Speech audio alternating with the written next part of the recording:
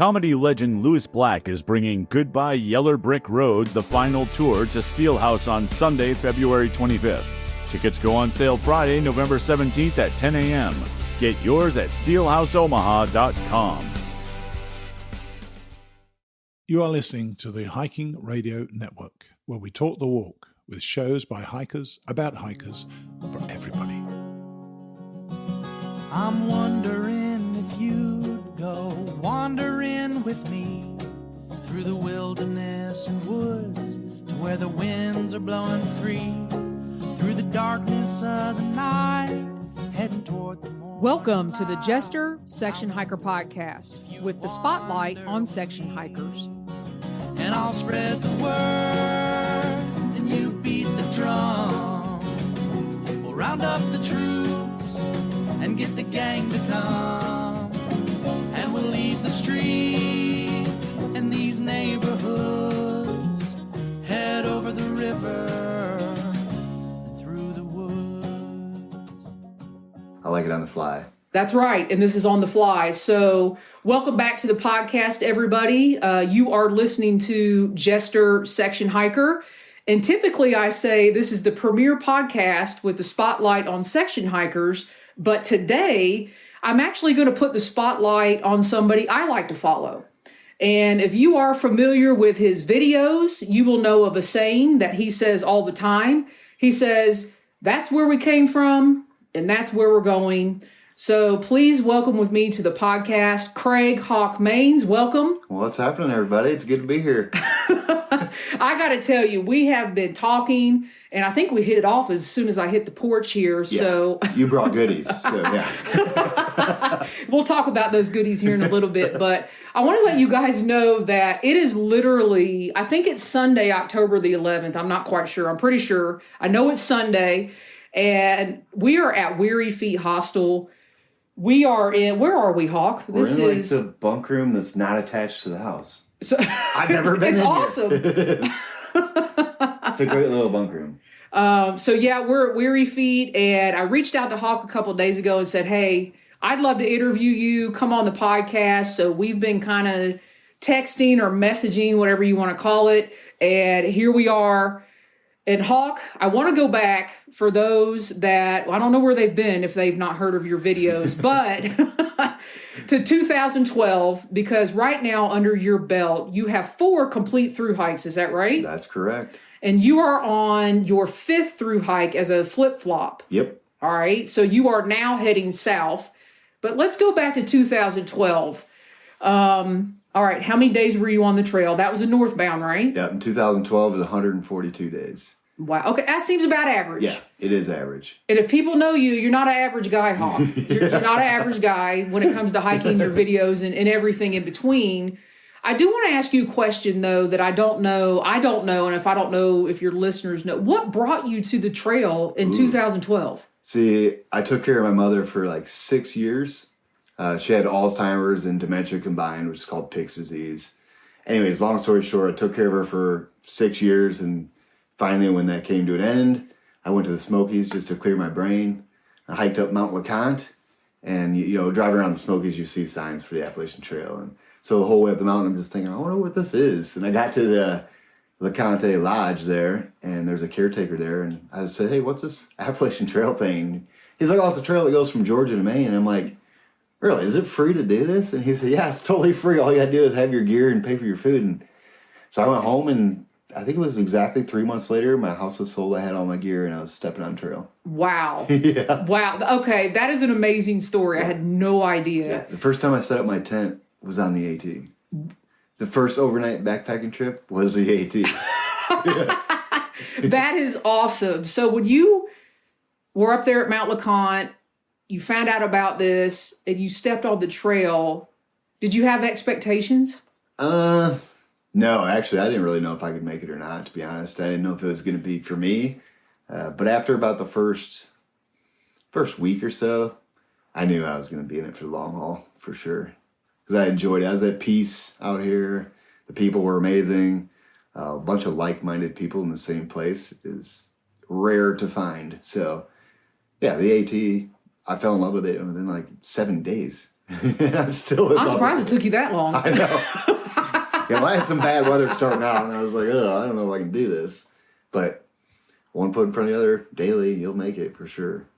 All right, so 142 days, and then you have a 6-year gap in between AT trail trips or Thru-Hike trips. Your next Thru-Hike was 2018, and I did go back and watch a couple of your videos from that year, and I would say you were a little more raw in those videos than you are now. So lead us from 2012, your mindset, and then what made you hop back on in 2018? So in 2012, when I got off the trail, I was pretty beat up, and I told myself, I'm never going to do another long distance trail again. And then, you go home and you think, you got all this stuff that you just left. And so I'm like, I had the minimalist mindset, so I started getting rid of everything. And I got down to very little things. And then I just started working again. And I told myself, I'm not going to have a pile of cars or a pile of motorcycles again. I'm done with that. The little less is more. And after about 2 years, I just started buying more stuff. And the next thing you know, I had a garage full of stuff, a house, and more furniture. And I was just like, why did I do this to myself? And that's when I started planning another hike, just to simplify my life again. Because in the real world, you buy stuff you don't need, and then you got to have maintenance on all this stuff. And it's just, see, my problem was with cars. I had like a bunch of cars, and I'm paying insurance on all these cars, and I can only wreck one at a time. So why am I paying all this insurance?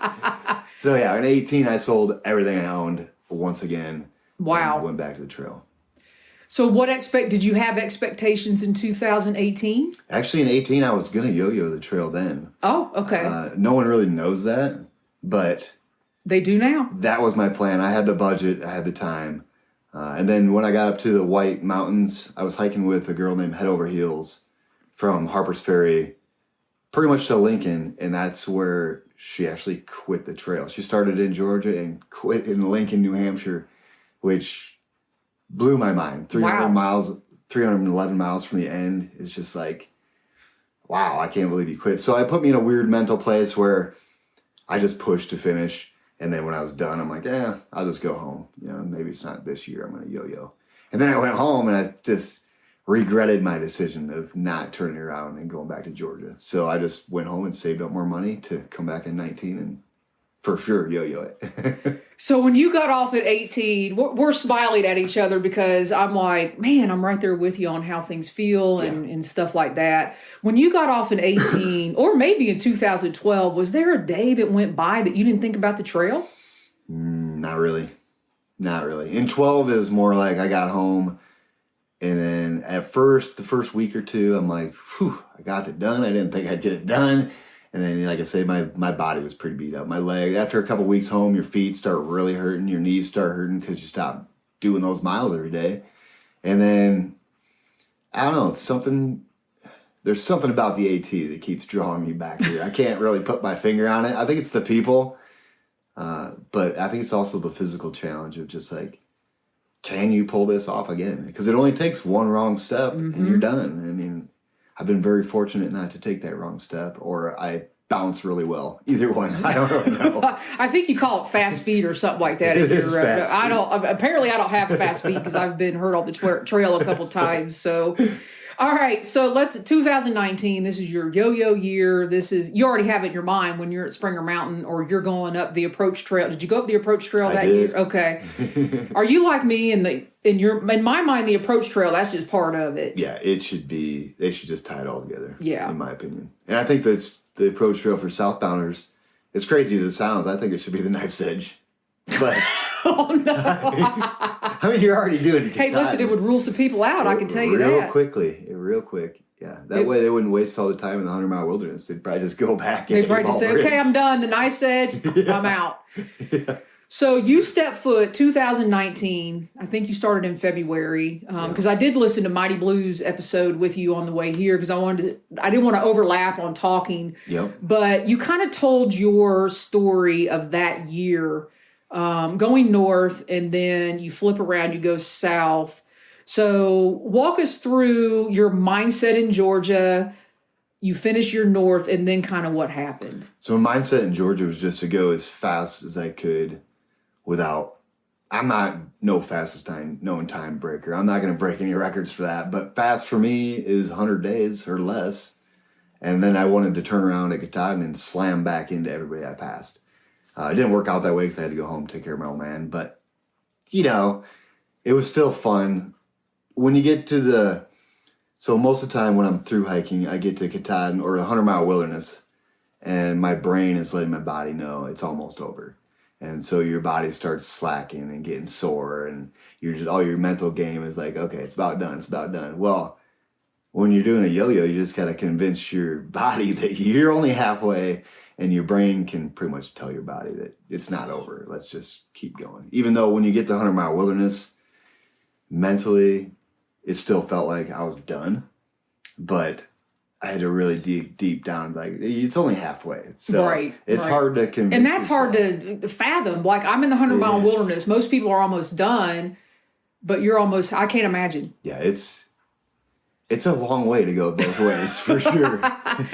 So you mentioned you had to go home, and I think your father had cancer. You took care of your father. Yep. So here you are again, and I'll take that back to 2012. You're taking care of a parent, and then you end up leaning on the trail. So talk about that a little bit, and then getting back on the trail. Well, I didn't know if I'd have enough time because I took 7 weeks off, and that was pretty much prime time to be hiking from, well, it was the whole month of August. I could have been July and August pretty much. So I don't know, I almost didn't even come back out to do my southbound leg, but Katie and My Way and everybody kept telling me, I think you got time, you just need to get to the whites, just get to the whites. So I slept on it for a day, and then the next morning I woke up and called My Way, and as soon as he answered the phone, he's like, you ready for me to come get you? And I said, yes, I am, let's do it. So yeah, I was in a weird mental place when I came back southbound, and plus I still thought I had my legs, which I didn't have my legs anymore. My cardio was done. When you sit by a bedside for 7 months, you lose your legs, your cardio. So when I came back out, going through the 100-mile wilderness, I'm like, oh, I'll do it in 3.5 days, just like I did northbound. And it's like, no. Ran out of food, and luckily Katie was there. She came and resupplied me in the 100-mile wilderness and saved my butt. So that was always good. And then, I don't know, it's all mental. We just keep going and going and going. And eventually you'll get there. Do you think the trail, when you got back on for your southbound leg, do you consider it helps you heal? Is that part of what's out there? Because it is mental, it's mental to finish the trail. Oh yeah. It definitely helped with my father's passing, for sure. It's better than sitting around in his house that he passed away in, just thinking and thinking and thinking. So yeah, the trail was the best place for me, for sure. It cleared my brain quick. By the time I got out of the 100-mile wilderness, I was like, okay, this is where I'm supposed to be. So it worked out perfect. Perfect. Isn't that funny where, even sitting here right now, we are across the street, you can get up to the trail. I already feel better. Yeah. I feel better sitting here than I do in Charlotte, North Carolina. And when you have that draw to the AT, you can't explain it. No, it's unexplainable. And in order to get that draw, I think you need to come out here for at least a couple of resupplies. And then once you're out here that long, you can start to understand it. But overnight, I really don't know if you're going to get the feeling of like, maybe you do. I've never done just an overnight. So you can have a bad overnight and never want to come back. I know. And like the longer you're out here, the more good days you have to really enjoy it. Yeah. So let's talk about where you are right now. October 11th, you are on this flip-flop journey. Yep. And you started this year in Harper's Ferry. You met Katie in PR. Yep. And, all along in your video, I think in the beginning, I'm going to call you out on this. You said, I think I'm only going to be with Katie in PR. We'll see 2 weeks, 14 days. Yep. And I was watching your videos and I'm like, he's not leaving them. Yeah. He's not leaving them. Yeah. So talk about why you decided this year was a flip-flop and that first half of the trail, and we'll get into Katie and PR as well. Yeah. And then bring us to where you are now. So I just came out here realistically to get my trail legs go to the PCT. My permit was for July 24th, But with everything that happened this year and the crazy world we live in, I just didn't want to take that leap. So I went, I wanted my first time on the PCT to be everything to be open. I get the full experience scouting in that for a yo-yo. But anyways, so when I met up with Katie, I knew her from last year. She helped me out quite a bit, northbound and southbound. And I was just going to come out a couple weeks and then take off. And then I decided to stay. And I still wasn't going to stick around because I'm used to doing bigger miles. But then after 3 weeks, my whole brain set changed. And I was like, all right, I'm just going all the way to Katahdin with these guys. Make sure that I can help out any way I can to get them there.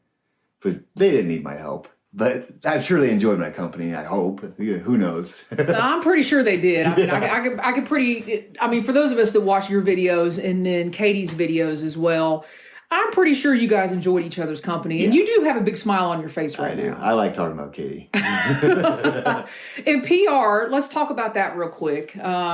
You did put out a video that was like, listen, this is not my dog kind of thing. And I was like, well, that's interesting. Who's saying something about the dog? Like, who cares? Were people saying something? Yeah, I was getting emails. Most people wouldn't say nothing on my channel, but so I think they know if they say something, it's not me they're going to have to watch out for. It's all my Hawk Support team members. They will correct them right away. So they were just emailing me and then messengering me on Messenger saying how it's so wrong to push that dog like we're doing. And it's like, yeah, we weren't really pushing the dog. The dog was he made our pace. And when he was tired, we stopped. From what I can tell, PR laid down in every puddle he could find. Yeah, he loved it out there. He did. And we never pushed him to the point where he was exhausted. When he was tired, we'd stop. It's that simple. When you take a dog out on trail, it's not your hike anymore. It's the dog's hike. And when people are giving me slack about it, it's like, well, it isn't my dog. I mean, realistically, I wouldn't bring a dog out here, but after hiking with PR, it was fun. But I personally wouldn't bring a dog out here just because then it's their hike. You can't. Hotels are harder, restaurants are harder, shelters. You can't take a dog in a shelter when they're wet and have them tromping all over everybody's gear. So you're stuck. Whatever the dog wants to do, you're doing. But I fell in love with PR. I can't believe he made it. When they started off in Springer Mountain, in my brain, I'm like, that dog's never going to make it. And then when he got to Harper's Ferry, I'm like, well, maybe he will make it. And then he just kept going and getting stronger and stronger. And yeah, it's pretty impressive to watch that little dog do the whites and some of Maine. It was like, holy cow, he's pulling it off. But he loved it out there. Now I think he's home and I think he's a little depressed.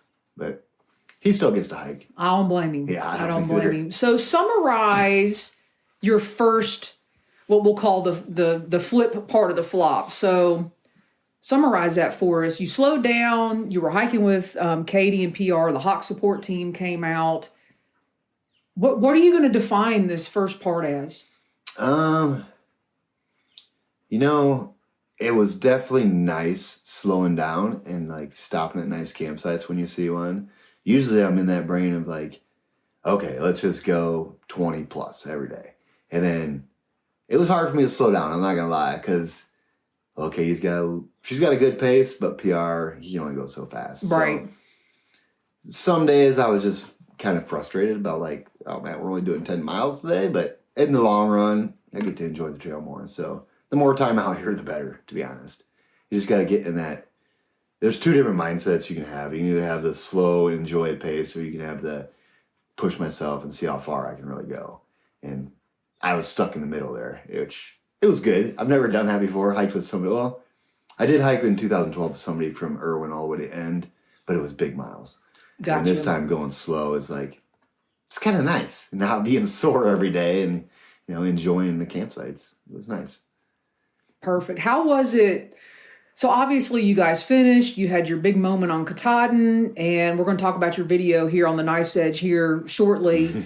But how was it leaving them? Oh, it was hard to leave, for sure. I stuck around 3 days, I think. Well, right after we summited, we went to Acadia. We did the Precipice Trail and the Beehive Trail. And then the next day we went back to their house, or Katie's house. And I hung out for a couple of days. I wanted to hang around more to help her out with getting her house back in order and her car fixed and everything. But I knew I couldn't stay that long or I'd lose my legs and my cardio again. And I know how miserable that is. So, yeah, it was hard to say goodbye. It's hard to say goodbye to somebody you grow a relationship with. So, but it was for the better. I mean, I'll see her again for sure. Oh, I think we all believe that. Yeah. And I got to tell you, it was fun watching your videos and her videos, especially in the beginning, because you would say, some people are just in bad moods in the morning. And then you watch her video and she would say, well, some people just want you to be in a good mood all the time. Yeah. So it was very entertaining, to say the least. It is. She's not a morning person. I am. So I learned to give her space in the morning. There was one morning she said, I could tell she was in a bad mood. And she's like, don't you know you shouldn't talk to me before I brush my hair? I'm like, oh, okay. Guess I'll move out a little bit. But yeah, the mornings aren't for everybody. So I'm just happy most of the time anyways. So I get it. Most people aren't as happy-go-lucky as me, but that's all right. Well, and I think that's one of the draws to you as people watch your videos. You know, your videos are pretty much, I mean, you do have your rants, which are very enjoyable, but then you stop yourself. Yeah. Don't stop yourself, Hawk. Just keep going. That's part of the draw. But your videos are, simple is not the right word. I can't think of a word right now. This is where we've been. This is where we're going. You show the trail. Yeah. You kind of explain, what you're doing for the day, where you might end up. And there's not all this music and all this editing and sometimes stuff like that. It's like, no, this is exactly what it feels like I am walking with you. So bravo on that. I appreciate that. You do very well on that. Yeah, I'm not smart enough to figure out how to do music and edit that much. So. But I don't know. That would be weird. Yeah. Now that I thought about it, I don't think I do music in my videos. It's hard to, I've seen people do it and they do a great job with it, but most of the time it's just overwhelming, to be honest. And I just like the whole raw, pretty much unfiltered, here it is. Right. So here we are sitting here, you're going south. Yeah. The goal is obviously you're going to finish at Springer Mountain. Yeah. And then at the end of the episode, we'll talk about maybe some plans after that. But I kind of want to get into this lightning round with you. Perfect. And this lightning round is going to be about your gear. Yep. Because no matter if you like it or not, Hawk, people like that you're dialed in. They like that you have figured out your gear. And you and I were talking prior to recording. I think since you have dialed in and figured out your gear is no big deal to you anymore. No, it's not really. I figured out what works for me. And that's all I really care about. All right, so let's go through this real quick. All right, your pack. What is it? And tell us something about it. 30-liter light AF curve. I was rocking a 35-liter, but I had it rolled down all the way. So light AF hooked me up with a 30-liter pack, and I love it. It rides perfect. The water bottles, you can get them out nice and easy. The mesh on the back is like, I swear it adds another 20 liters. You can just cram stuff in there. I mean, it's amazing how stretchy that material is. And I have never had a problem with it yet. So I like the light AF. Tent. Tent's a Z-Pack's Plexamid. You can't buy a lighter tent out there. So that's why I'm carrying it. And I've never been wet in it. So it does have to have a perfect pitch, though. You do have to know how to set that thing up. I will say that. You can't be sloppy with your setup or you're going to get wet. And you got to pay attention to which way the rain's blowing. But for the most part, I got the Plexamid mastered. I could tell because when you show in your video, I'm like, that thing's tight. Yeah. Sleeping bag. Sleeping bag. It's a quilt. Enlightened Equipment Enigma. They got the Revelation too with the zipper on the foot box, but it weighs more. So I used to be a gram weenie and not so much anymore. But now it's like the Enlightened Equipment Enigma 10 degree. When I was going northbound this year, I was using the Enlightened Equipment Enigma 40 degree. And then when I got back to Harper's Ferry, I got my 10 degree quilt back. Same. For the southbound leg. Yeah, because I was getting a little chilly in Maine with a 40 degree bag in September. So I'm like, okay, when I get back, I'm just going to get my 10 degree quilt back. Sleeping pad. Neo Air X Lite, regular length. Stove. BRS 3000. Clothing. Ooh, I don't have much clothing. I've got my regular button up lightweight shirt. I cut the sleeves off because I don't like sleeves. It's too restricting. And then Patagonia R1 goes on top of that. And then I got the Enlightened Equipment Torrid 7D on the inside, 7D on the outside jacket. I haven't wore it yet this year. That's amazing. Yeah, the Blazing Bakers actually gave me this Melanzana, so Listen, that Melanzana looks great on you. Yeah, I'm carrying one too many jackets, but whatever. Which leads me to, okay, let's talk about this. Your socks. Oh, yeah. I've got a sock I didn't write that down. I can't remember I did. Yeah. I do. I'm carrying, 5 pair of Darn Tough and 1 pair of Farm to Feet. It's way too many socks. Don't carry that many socks. Hey, listen, everybody has their thing. Your thing is socks. It is. Is there any piece of gear you wish you had? Ooh. I do kind of wish I had a Cuban fiber, like a rain fly tarp for a hammock almost. Just so I can set it up and then set my tent up underneath it and keep everything dry. I like the whole logic behind hammocking because you set up your tarp, you get underneath it, and you got a dry spot to unpack your gear and set up the rest of it. Whereas with a tent, you're scrambling to get it set up in the rain, and then you're in it getting all your wet stuff off instead of standing underneath your rain fly, getting in your dry clothes or what. I don't have dry clothes, but I would like to go hammocking if they could get the weight down a little more, but the Z-Pack Plexman, you can't buy a lighter shelter than that, so. Your Ultra shoes. Okay, now, I don't know where to go with this. I don't either. Except the fact that, I mean, we can pretty much say anything on here we want to. Yeah. Ultra, you got to get your act together. They sure do. That's for sure. I would like to talk with the Ultra rep. I'm sure they don't care what I have to say. They sell should. Millions of shoes, not because of me. That's because for sure. honestly, Ultra, is the number one shoe right now out for Thru-Hikers, section hikers, ultra runners, recreational people, and someone like yourself that's putting hundreds of miles on their they should want to talk to you. Yeah, So right now you are, I don't know, on this trek alone, what'd you start off in Harper's Ferry? I started with the Ultra Olympus. And then you burnt through those and you got a pair of Lone Peaks. Yeah. I feel like I did that you had for what, for like a week or something? Yeah, and the whole sole came off pretty much.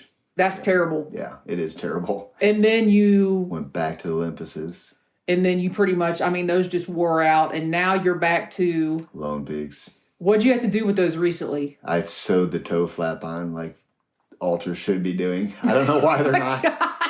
Literally, you got a drill and a drill bit from Fresh Ground. I did. I mean, and we just talked on the way up to where we're interviewing right now. I said, you should not buy a pair of shoes and have to worry about what shoe goop you're going to buy so the toe cap doesn't, Yeah. You shouldn't have to pre-glue your shoes before you wear them. No. Like Merrell's and Solomon's, their glue is gold. I don't know why Ultra's not finding out what kind of glue they're using, but I don't know. Maybe it's they're getting cheaper glue, and it's going to hurt them in the long run. It's going to hurt them. Yeah, I don't know if it's because they've been sold a couple times. I did find that out, so I'm not quite sure. But Ultra, you got to get it together. Yes, they do. Do you think you'll switch? I have a hard time switching because I've never had a blister, and the foot box fits my foot perfect. I'm going to try the new Olympuses out, and then after that, if those just fall apart on me, I don't know what I'm going to do. I've tried Topos on. They got a wide toe box, but they're just not. They don't feel right. No. The Ultras are comfortable. If they could just fix their flaws on them, it wouldn't take much to fix it either. I just don't know if enough people aren't complaining or what. I don't. Well, we need to start. Everybody start write writing Ultra. letters. So, a lot of people spend more time worrying about their gear than they do the actual hike. Yeah. Why don't you do that? I've seen people finish the trail with Walmart gear. So I don't think gear is going to make or break your hike. It's all your mental attitude and if you're having fun out here. I mean, I've seen people carry 60-pound packs and finish, and I've seen people carry 10-pound packs and finish. It doesn't really matter how much weight you're carrying or what kind of gear you're using. As long as it works for you, run it. I mean, but I've learned over the time that the less weight, the more my knees like me. So I try to keep my weight down on my pack. Well, Mighty Blue always says, women of a certain age, which I would be in that category, and you're becoming a man of a certain age, Hawk. So you got to think about those things. Yeah. All right. So thanks for talking about your gear. We've gone through that. Let's talk about hiking in 2020. Hiking in 2020. There's something going on in 2020. Yeah.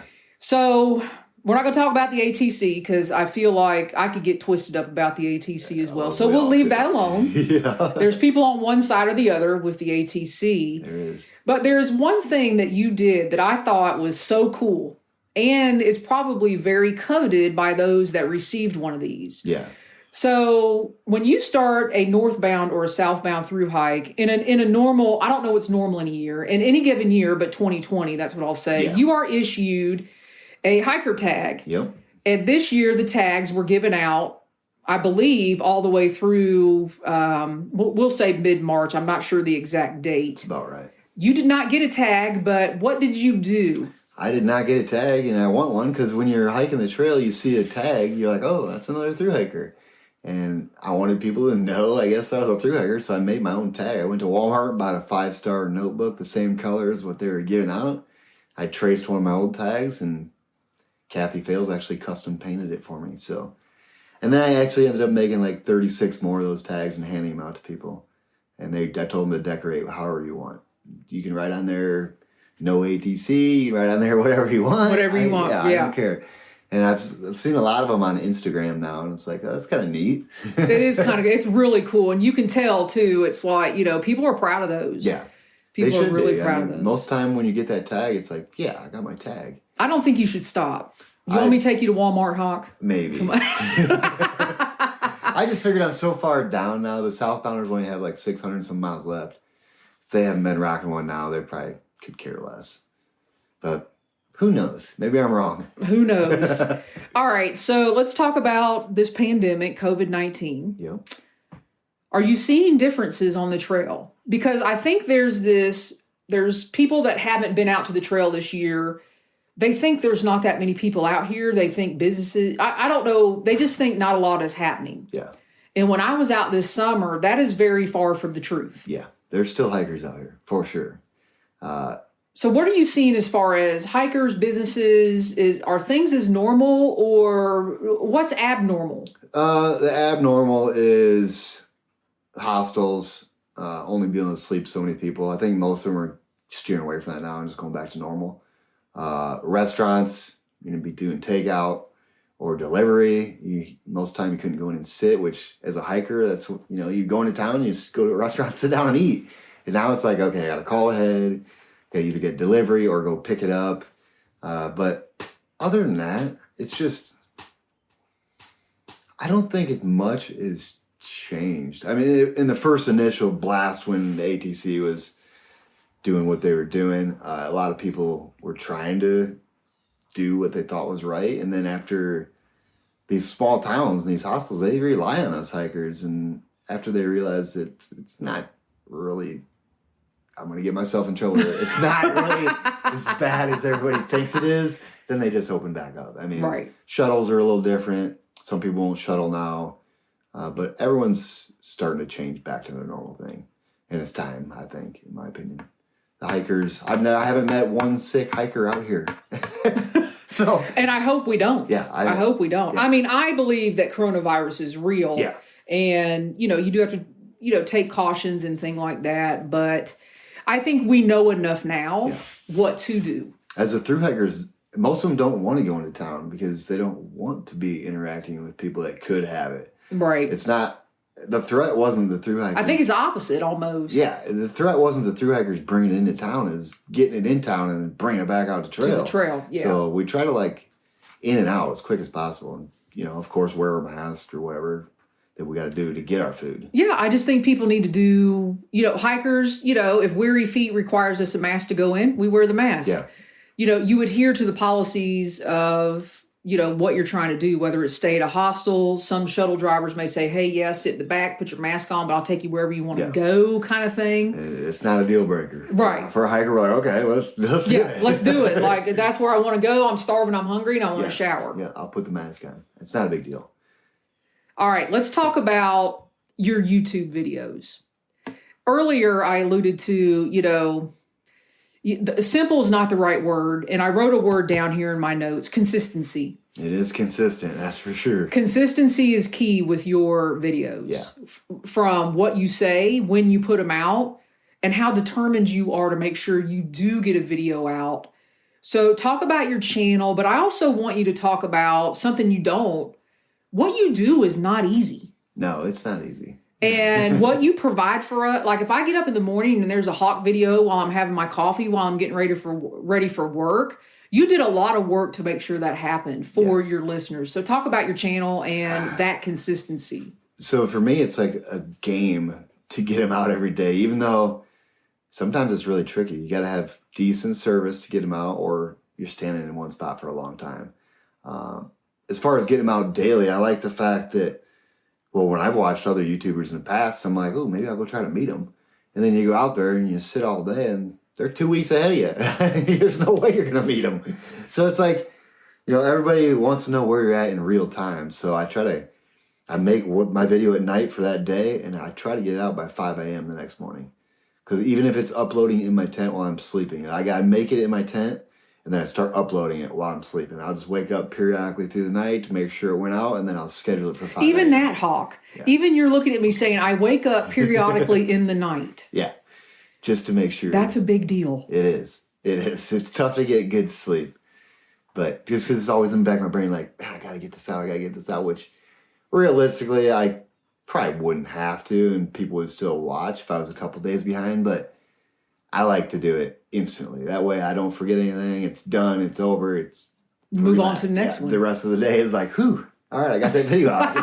I'm not stressed till tonight. And you do have a lot of people that watch, because I will say, when you go live, you're not waiting for questions. No, I'm not. It's great too, because I hate going live and just sitting there like, what do I do? So, live's tricky for me. I always get nervous when I go live too. For like an hour before I go live, I'm like pacing around, like, man, I hope I don't have any trolls in here. And then, it's just tricky. Like, you never know. Everybody says wrong things, and I'm just I try not to touch on certain things to where it's going to bring a big uproar. I try to think before I talk, which is hard to do. So 2 videos that are absolutely my favorite from this, I'm going to call it this season. Oh, this season. Yes. Okay. Because I really started watching you last year toward the end of your yo-yo. Yep. And then I've watched every single one of them this year.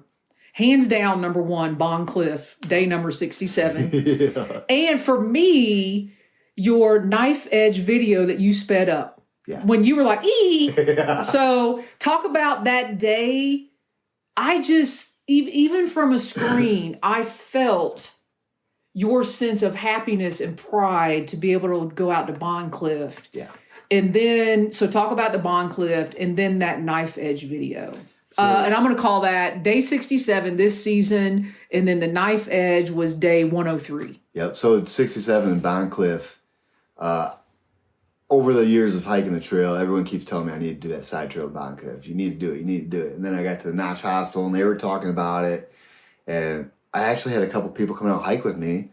And I'm like, I don't think they're going to want to do an extra 5 miles in the whites. So when I got to the intersection, I was like, I'm not going to go do it. And Katie's like, you've been talking about it forever. Just go do it. I'm like, all right, I'm going to do it.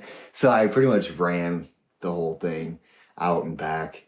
And it's well worth it. I think that one side trail is definitely doable. And I think you should do it and then just camp at the side trail. There's a campground like right before you get there, like a... Oh, wow, that's good. I forget what it is now, the name of it. But anyways, you can go out to Bond Cliff. You could probably get a sunset out there and then come back and just camp. And it's just one day. It's worth the side trail. You had amazing weather. I did. It was unreal. And when I, the whole time I'm walking towards it, 5 miles, I'm like, yeah, maybe I should, maybe I shouldn't. And then, I just wasn't going to do it because I didn't want to leave everybody that came out to hike with me just hanging and leave Katie and PR like just hanging. But I'm like, you know what? I bet I can catch you guys before the next shelter. And I did. So it was good. I mean, I was whooped after that. But right. It was fun. You worked it. I did. You were working. Yeah, I was. So everybody, you guys got to go watch this season, day 67. And then after you watch that, you have got to watch that knife edge. I love the one where you sped it up and it's like your laugh is like, like a chipmunk or something like that. Yeah. It was awesome. I almost didn't put that in there. I almost stopped that day at Katahdin. And then as I was editing my video, I'm like, well, maybe I'll just speed it up.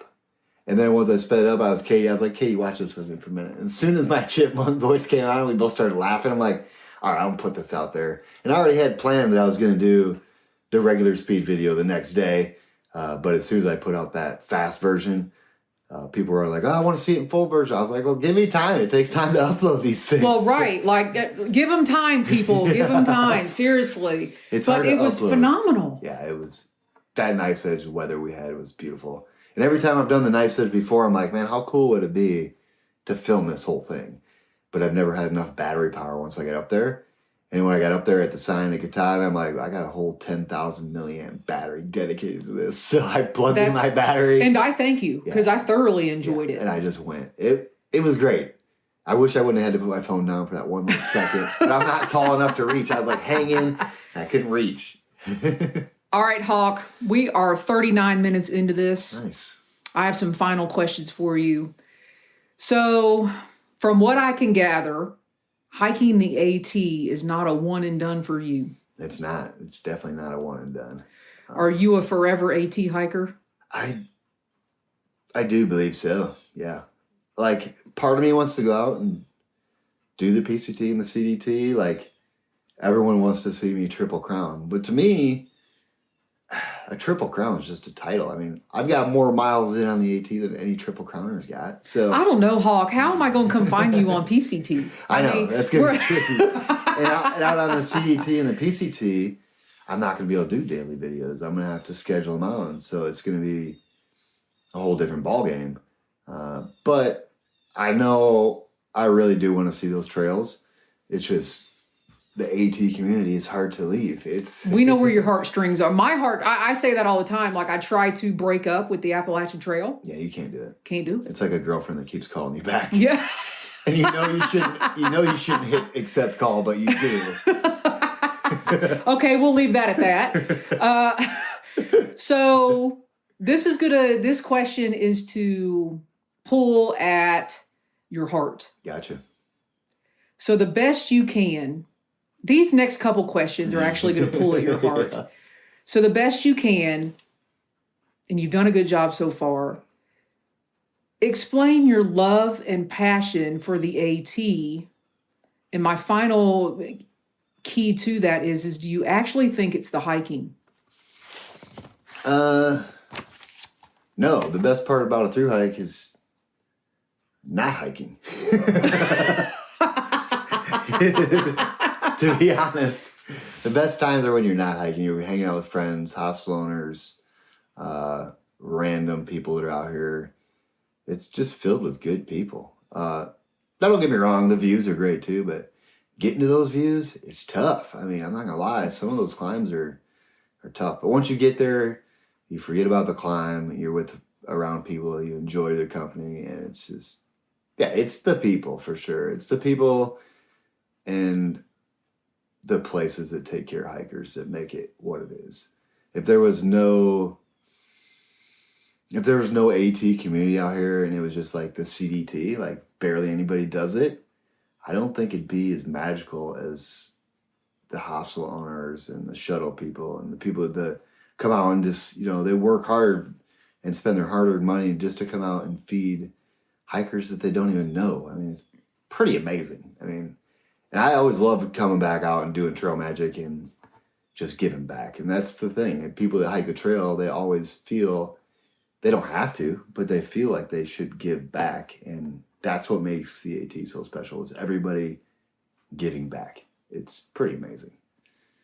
Tell us something about Hawk we don't know. Ooh. That's a good question. Something about Hawk that nobody knows. And if you want, we can come back to that. I just don't know if I should bust myself out on certain things or let it roll. You said you didn't want to know the questions. You're right. Something that people don't know about Hawk is probably...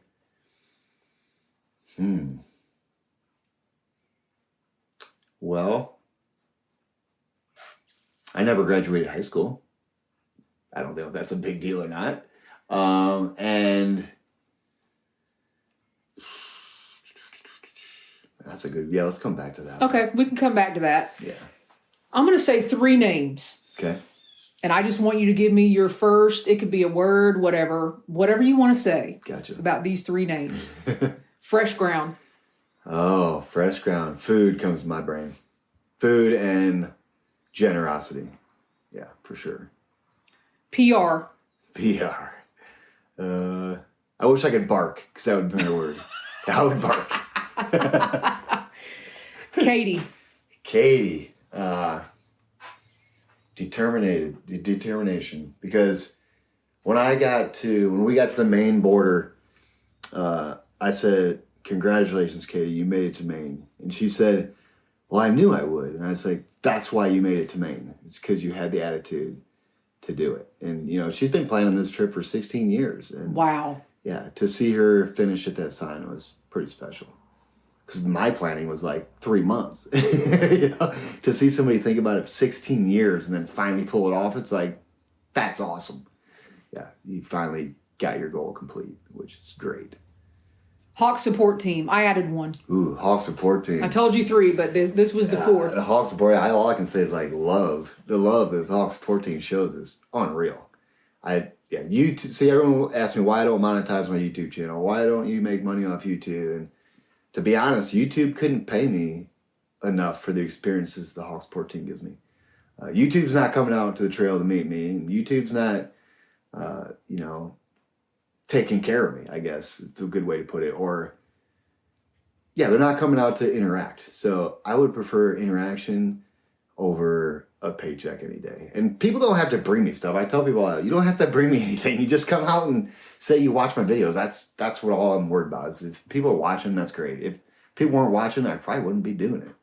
I know in 2018 I did daily videos, and I was getting 70 views every video, and I just kept grinding them out, and finally it just like took off, which I don't really know why, but it did. I think it might have had to do All with... it takes is one. Yeah, it might have had to do with doing Springer to Neil's Gap on day 1. People were like, "Holy cow, this guy's not messing around." Yeah, what's he doing? Let's follow him. Yeah. But the Hawk support team has got endless amounts of love, and they're the best people in the AT community. I'm fortunate to have them, for sure.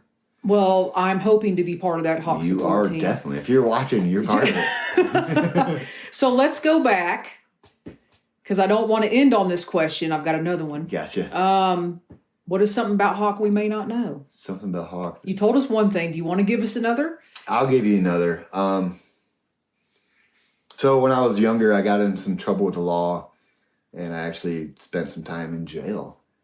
Most people do not know that. I don't like to talk about it because it straightened me right up real quick. I hate to say that. Yeah, I was a wild child, and I did not like listening to the authority. And then, they dealt with me how they should. And I was 17 years old, and I did 6 months in jail, believe it or not. I never hurt anybody or stole from anybody or anything. I was just a nuisance.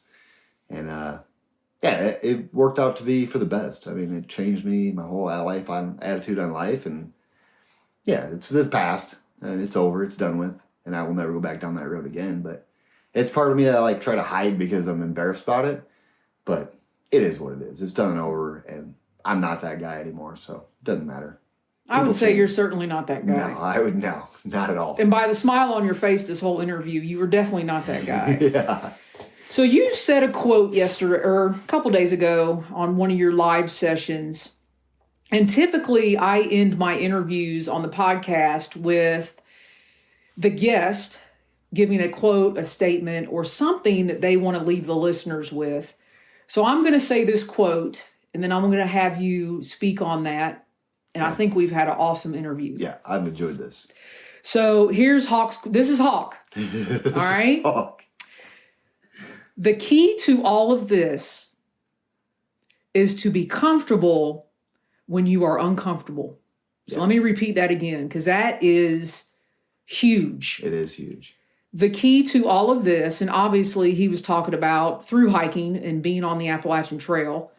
The key to this is to be comfortable when you are uncomfortable. So Hawk, take it away. So, yeah, you're hardly ever comfortable out here, but the rewards you get are worth it. So, yeah, everyone's comfy and home. You got a toilet, you got running water, you got a shower, you got a refrigerator, you got a stove. Everything's right at your fingertips. And then when you get out here and you don't have all that stuff, it really makes you appreciate the little things. And being uncomfortable, like being rained on all day. Yeah, when you're at home, you can just get in your car or get in your house and get out of it. So I recommend, if you're going to come out here, to go out and have a couple miserable days just to see if you can think of the little things that make you happy, because it's the little things out here that keep you going. It's not the big moments like the halfway point. It's the little things for sure. And being comfortable, when you're uncomfortable is key. Like when you're getting snowed on or rained on and you just gotta go and go and go, there's bright sides to those moments. You just gotta look and find them. Like the beauty of snow on the trees. Instead of worrying about how cold you are or how wet your feet are, you gotta look for the little things, like a tree with rime ice on it, or I don't know if I said that right, but the ice that sticks out, or the rain, and maybe there'll be a rainbow you can see, maybe it'll shine just right on that perfect moment. Or I've learned being uncomfortable is not that bad. It doesn't last forever. The uncomfortable moments are quick, and if you just talk your brain through them, you're good to go. You just can't dwell on being uncomfortable, because it'll eat you alive. It will make you get off trail if you just focus on the uncomfortable. So you got to take that uncomfortable and look for the good things to make you comfortable. Like, I got wet feet and they're cold, but I got dry socks in my backpack, so I'm good to go. As soon as I get somewhere, I can put on them dry socks. I'll be good. Or, the list goes on and on with that. It's all in your mindset. Thru-hiking is a mind game. It's not about gear. It's not about your physical abilities. It's all about if you can keep peace in your mind in the terrible moments. And if you can do that, you can hike the AT for sure. Well, Hawk, I mean, wow. Yeah. I really appreciate you having me come here and meet you. Yeah, I'm glad you answered my messaging. What a way to end. So I'm hoping this is not the last time you and I connect. No, I'm game to talk about the AT whenever. Like I say, people are always surprised, like, why aren't more people reaching out to you? I'm like, I don't know. I'm not like out there pushing social media. I just do it. If it happens, it happens. I'm not out there trying to get, like, I don't clickbait. I don't, on my YouTube channel, I don't even know how you can tag stuff on the bottom. I don't tag anything. I just put it out. Here it is. And people are all the time, well, you can get more subscribers if you tag stuff and clickbait. I'm like, I'm not doing that. I don't see you as a clickbait kind of guy. No, I'm not doing that. I want the people that are like, they want to watch. I don't want to just clickbait people into watching. And that's when you get the people that leave terrible comments. And luckily, I've been fortunate enough to only have a couple of those. And when I find them, I take them off real quick. But most of the time, I'll leave them on and just let Hawk Sport Team take care of it. That's right. They know and from what I can tell, they will. They will, too. All right, Hawk, you're in my territory in the South now. I'm going to come find you at least, I'm going to predict maybe 2 more times. Perfect. I like it. Really appreciate it, Hawk. I appreciate you coming on and talking to me. Thanks for coming on. Chat soon. Yeah, for sure.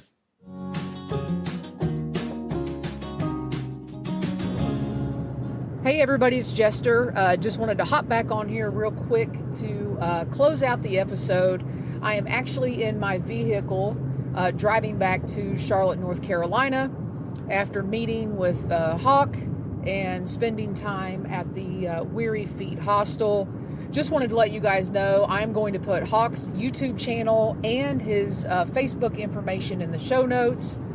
What a great chat we had. Hawk, you are a true gentleman, and honestly, you work really hard on hiking the trail, and you work really hard on your YouTube videos to make sure that us, as your listeners and followers, know where you are and know what you're doing. I really appreciate that, Hawk, and I mean it. I'm going to come back out and try to find you, if not before you finish on Springer here in a few weeks, or I'll be on Springer Mountain to chat with you once more. So really looking forward to that. As always, everybody, thanks for coming back to the podcast, and happy section hiking.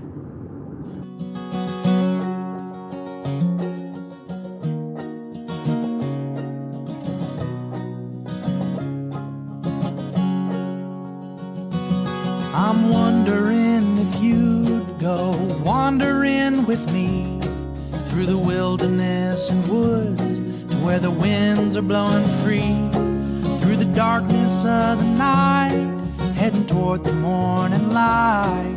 I wonder if you'd wander with me, and I'll spread the word and you beat the drum. We'll round up the troops and get the gang to come, and we'll leave the streets and these neighborhoods, head over the river and through the woods.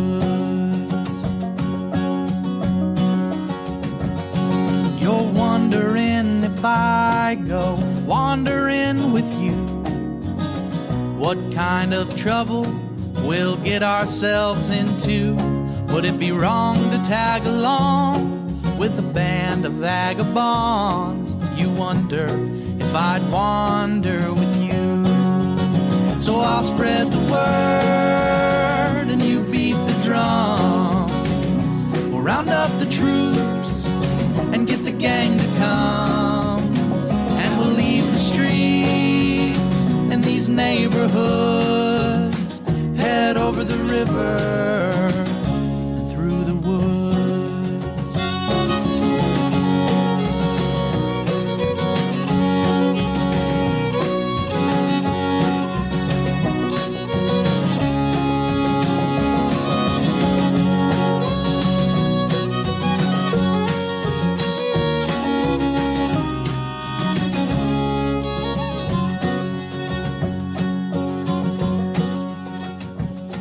I'm wondering if you'd come wandering my way, if you ever get lost or if the trail leads you astray. The music of the pack can always bring you back.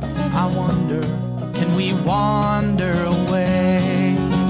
And I'll spread the word and you beat the drum.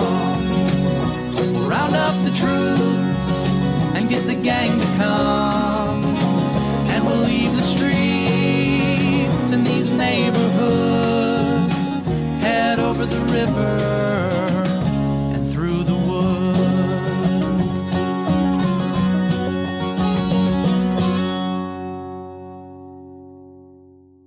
At Grainger, we're for the ones who pay attention to every little detail, the ones who fuss, tinker, and sweat the small stuff. Because you know the tiniest thing can make the biggest difference when it comes to keeping business moving. We get it. We're the same way, offering access to product experts to help you quickly and easily find what you need. So whatever your industry, you know you're always getting professional-grade products. Call, click Grainger.com, or just stop by. Grainger, for the ones who get it done.